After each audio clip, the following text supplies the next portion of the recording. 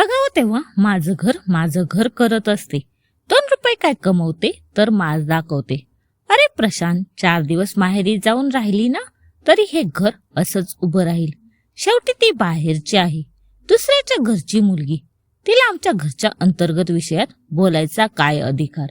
सासूबाईंचे हे विषारी शब्द जेव्हा नव्या कोऱ्या आलिशान घराच्या दिवाणखान्यात घुमले, तेव्हा स्वातीच्या हातातला चहाचा कप किंचित थरथरला.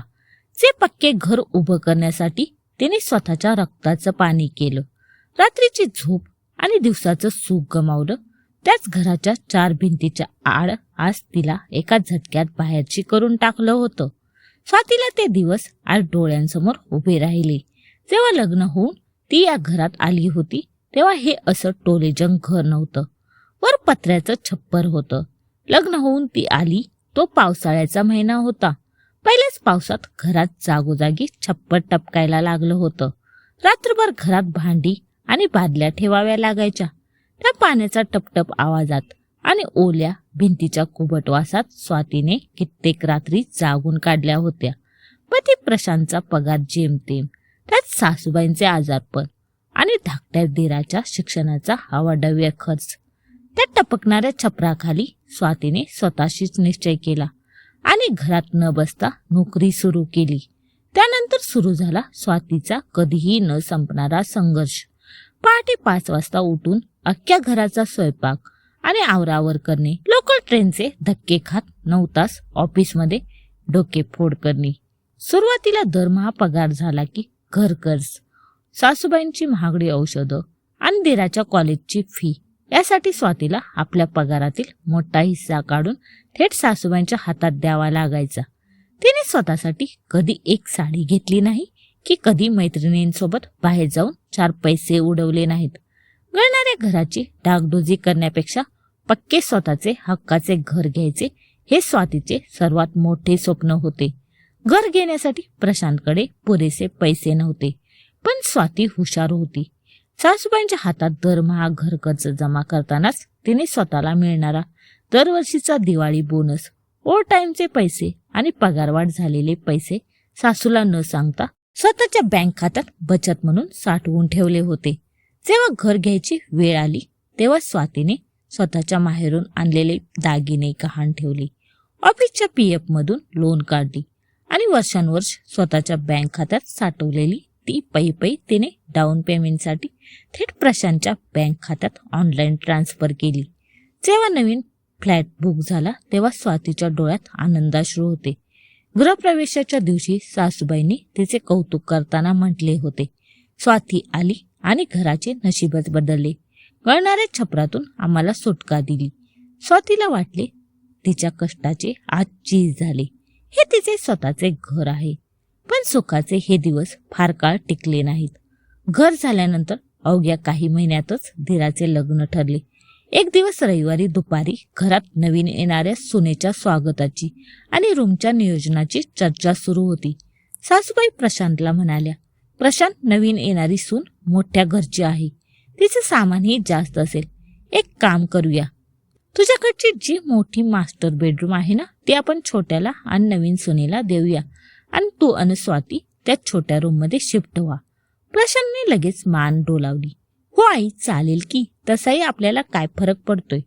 हॉलमध्ये पाणी घेऊन येणाऱ्या स्वातीने हे ऐकलं आणि तिच्या काळजात चरज झालं. ज्या रूमची एक एक भिंत, एक एक कपाट तिने स्वतःच्या आवडीने स्वतःचा पगार खर्च करून सजवलं होतं, तिथे तिला न विचारताच निर्णय घेतला जात होता. स्वातीने शांतपणे पाणी ठेवले आणि सहज आपले मत मांडले. प्रशांत, मला न विचारता तुम्ही हा निर्णय कसा घेतला? नवीन सुनेला दुसरी रूम दिली तरी चालेल ना? शेवटी ही मोठी रूम आपण दोघांनी मिळून आपल्या आवडीने तयार केली, कारण या घरासाठी आपण दोघांनी. तिचे वाक्य पूर्ण व्हायच्या आतच सासूबाई सोफ्यावरून तडक उठल्या आणि त्यांनी तोच जहरी टोमणा मारला. घर प्रशांतच्या नावावर आहे. तू 2 पैसे दिले म्हणजे घराची मालकीन झालीस का? शेवटी तू बाहेरची आहेस. स्वाती सुन्न झाली. तिने आशेने प्रशांतकडे पाहिलं. तिला वाटले प्रशांत सासूबाईंना थांबवेल आणि सांगेल की आई, त्या टपकणाऱ्या घरातून आज आपण इथे आलोय ते स्वातीमुळे. पण प्रशांतने नेहमीप्रमाणे मान खाली घातली. उलट तो स्वातीलाच डोळे मोठे करून म्हणाला, स्वाती, तू शांत बस ना आता.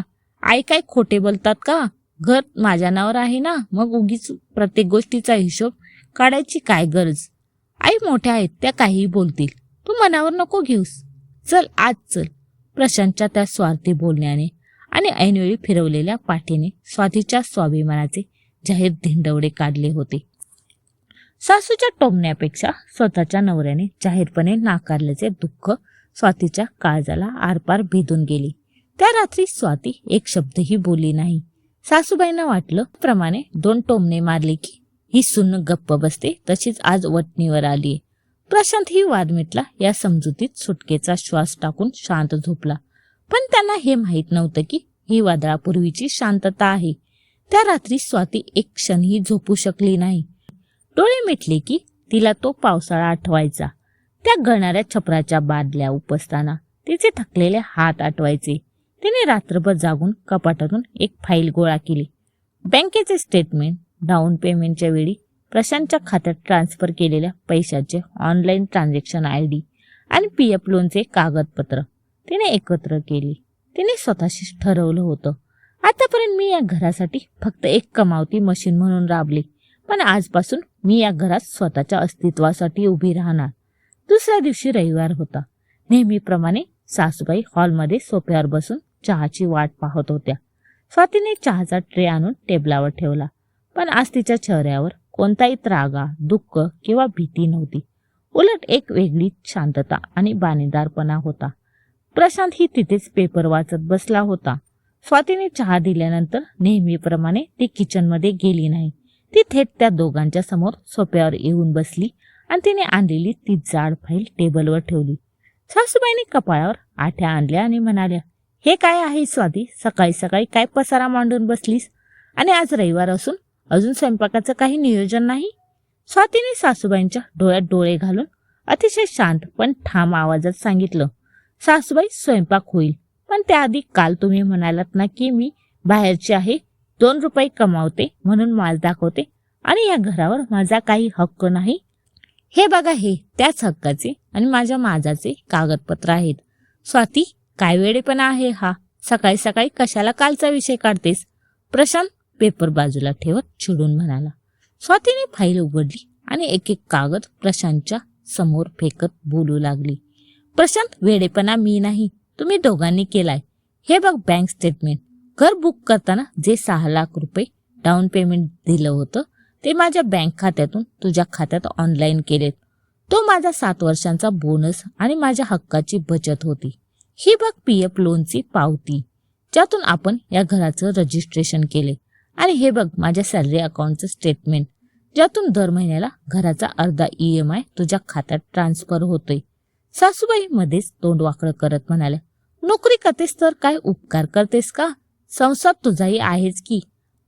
आणि घर खर्च काय आम्ही केला नाही? स्वातीने सासूबाईंकडे रोखून पाहिली. संसार माझा आहे म्हणूनच लग्न झाल्यापासून दरमहा पगार झाला की घर खर्च, तुमची महागडी औषधं आणि दिराच्या कॉलेजची फी मी माझ्या पगारातून कॅश काढून तुमच्या हातात दिली सासूबाई. तेव्हा तर तुम्ही या घरात बँका चालवल्या नव्हत्या. त्या टपकणाऱ्या घरातून आज आपण या पक्क्या घरात आलोय ते माझ्या आणि प्रशांतच्या दोघांच्या घामामुळे आलोय.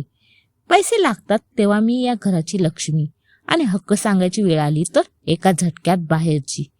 स्वाती आता प्रशांतकडे वळली. तिची नजर एवढी तीक्ष्ण होती की प्रशांतने मान खाली घातली. प्रशांत, घर घेताना तू म्हणालास की आधी तुझ्या नावावर करू, नंतर माझं नाव जोडू. मी तुझ्यावर डोळे झाकून विश्वास ठेवला, पण काल जेव्हा आई मला बाहेरची म्हणत होत्या तू गप्प राहिलास. उलट मलाच म्हणालास की घर तुझ्या नावावर आहे. तुझ्या त्या स्वार्थी शांततेने आणि भूमिकेने मला माझी जागा दाखवून दिली. प्रशांत अडकळत म्हणाला, स्वाती, अरे पण मी काय करणार? आई मोठ्या आहेत आणि शेवटी घर माझं म्हणजे तुझंच आहे ना. नाही प्रशांत, जे घर कायदेशीरपणे माझं नाही तिथे माझा स्वाभिमान सुरक्षित नाही, स्वाती कडक आवाजात म्हणाली. आणि आता हा विषय तेव्हाच संपेल जेव्हा या घराच्या मालकी हक्कात माझं नाव जोडलं जाईल. उद्याच आपण वकिलांकडे जातोय. या घराचं गिफ्ट डीड करून हे घर जॉईंट प्रॉपर्टी होणार. जोपर्यंत या घरावर कायदेशीरपणे माझं नाव लागत नाही तोपर्यंत माझ्या पगारातून या घराचा 1ही रुपयाचा पुढचा हप्ता जाणार नाही. धीराच्या लग्नाचा खर्च आणि घराचा हप्ता तू तुझ्या एकट्याच्या पगारात कसा भागवतोस हे मला आता बघायचे. स्वातीचा हा अवतार पाहून सासूबाई आणि प्रशांत दोघेही अवाक झाली. ज्या स्वातीला त्याने आजवर मवाळ आणि सहनशील समजलं होतं ती आपल्या हक्कासाठी एवढी कायदेशीर तयारी करून ठामपणे उभी राहील याची त्यांनी स्वप्नातही कल्पना केली नव्हती. प्रशांतला कळून चुकलं होतं की स्वातीच्या पगाराशिवाय पुढचा हप्ता भरणं त्याला कधीच शक्य होणार नाही. सासूबाईंनीही गप्प राहण्यातच शहाणपण मानलं, कारण त्यांना समजलं होतं की आता जुने टोमणे चालणार नाहीत. स्वाती सोफ्यावरून उठली आणि किचनच्या दिशेने गेली. आज तिच्या मनात एक प्रचंड हलकेपणा होता.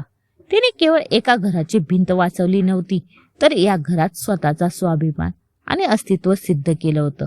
नात्यांमध्ये त्याग करणं, तडजोड करणं चुकीचं नाही, पण जेव्हा तुमच्या त्याच त्यागाचा गैरफायदा घेऊन तुम्हाला परके केले जाते तेव्हा आवाज उठवणे गरजेचे आहे. स्त्रीने घरात लक्ष्मी म्हणून राबावी, पण गरज पडल्यास स्वतःच्या हक्कासाठी रणरागिणी व्हायलाही मागे सरू नये, कारण स्वतःच्या कष्टाचा आणि कायदेशीर हक्काचा स्वाभिमान वेळेवर जागा ठेवल्याशिवाय या जगात स्त्रीला तिचे हक्काचे घर कधीच मिळत नाही.